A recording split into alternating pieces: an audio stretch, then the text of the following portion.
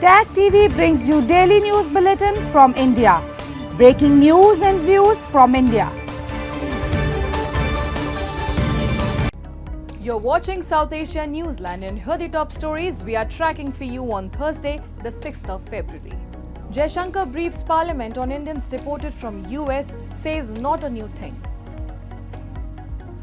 Pakistan wants to resolve all issues, including Kashmir, with India through talks, says PM Sharif. And Bangladesh protesters torch ousted PM Hasina's father's home.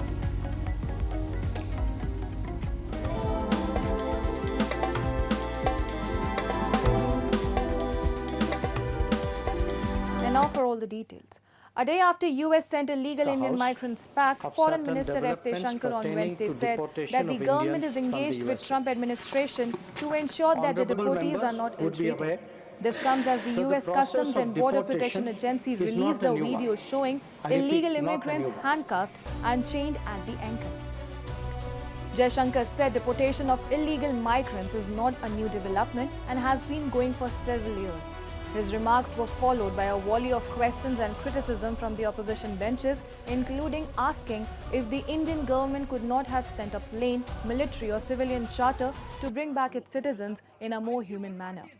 The reference was specifically to Colombia and its standoff with the US on this issue.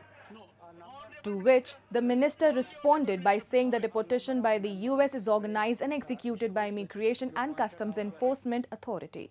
Of all countries to take back their nationals if they are found to be living illegally abroad. This is naturally subject to an unambiguous verification of their nationality. This is not a policy applicable to any specific country, nor indeed one only practiced by India. It is a general accepted principle in international relations. Sir, honorable members would be aware that the process of deportation is not a new one. I repeat, not a new one. Meanwhile, upon landing, deportees spoke of being handcuffed to their seats for long periods and denied toilet breaks, prompting opposition MPs to red flag potential human rights violations by the US. Among those horrific claims was one by 36-year-old Jaspal Singh from Punjab, who said he paid rupees 30 lakh to an agent who promised him legal passage to the US. Instead, he was trafficked through an illegal and perilous path that involves transiting via South American country. The deportations are in line with President Donald Trump's position against an estimated 11 million illegal immigrants in the country. Moving on.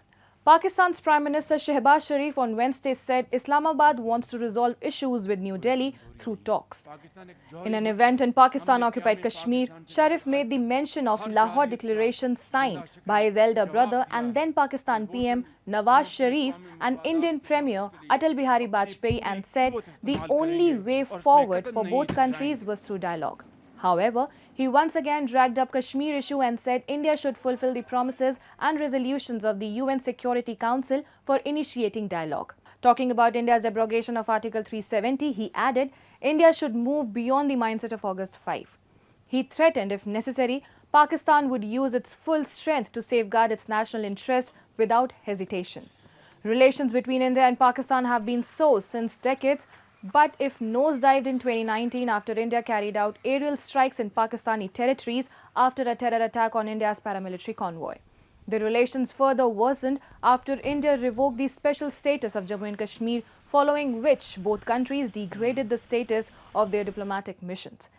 India has also repeatedly asserted that it wishes to have normal neighborly relations with Pakistan in an environment free of terror, hostility and violence. And Chinese President Xi Jinping on Wednesday held talks with visiting Pakistan President Asif Ali Zardari in Beijing to discuss relations between the two countries. She said China and Pakistan enjoy ironclad friendship and are all-weather strategic cooperative partners to each other. In recent years, the two countries have provided firm political support for each other, maintained close high-level exchanges and advanced the construction of the China-Pakistan Economic Corridor and cooperation in various fields, setting a good example for bilateral ties, she said. The Chinese president further said that China stands ready to deepen practical cooperation with Pakistan in various fields and work with the Pakistani side to upgrade the China-Pakistan Economic Corridor project. The growing Pakistan-China relations, marked by strategic partnerships and infrastructure projects like the CPEC, have raised concerns for India as it views this alliance as a challenge to its regional influence and security. India's apprehension stems from the increased military collaboration between the two nations and the potential for destabilizing effects in the region.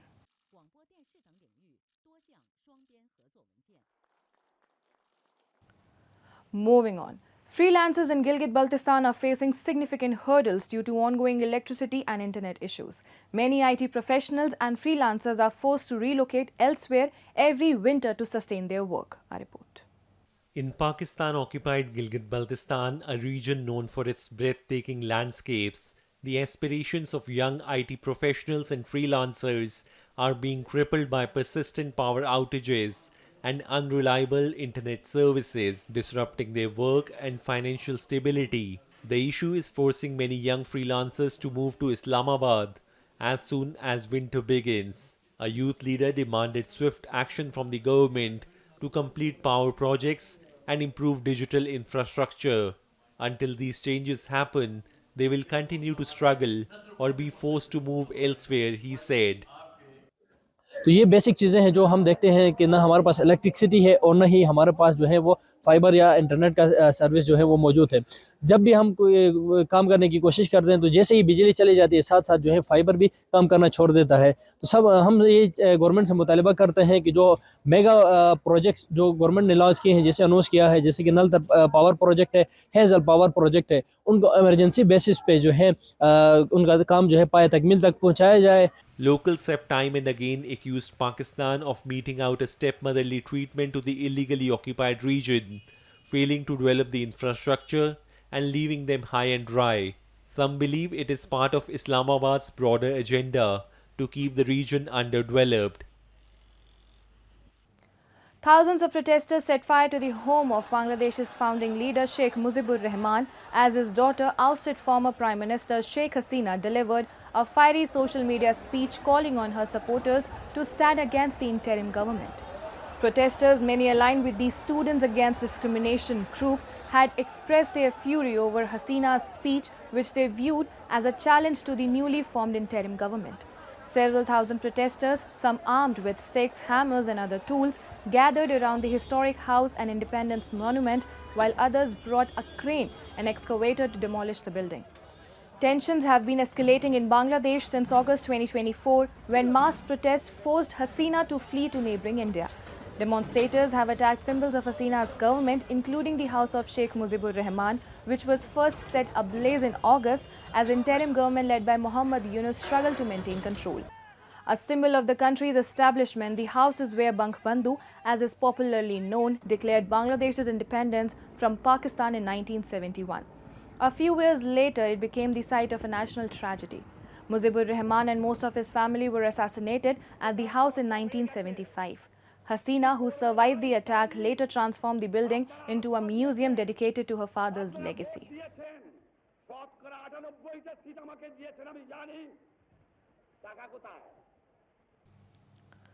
Sri Lanka's cabinet has given approval to finalize a debt restructuring deal with Japan, a move that follows a preliminary agreement reached last June with key bilateral lenders.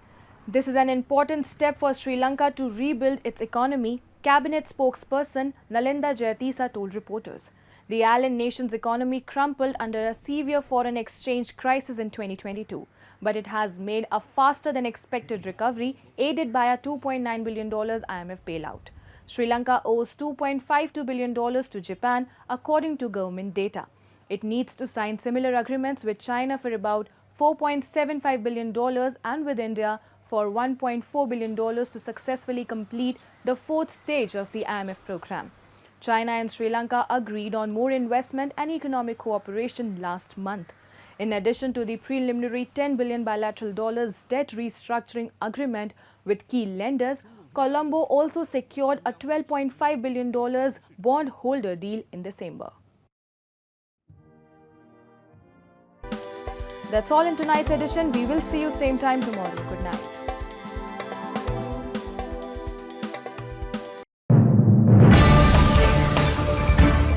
Tag TV brings you daily news bulletin from India. Breaking news and views from India.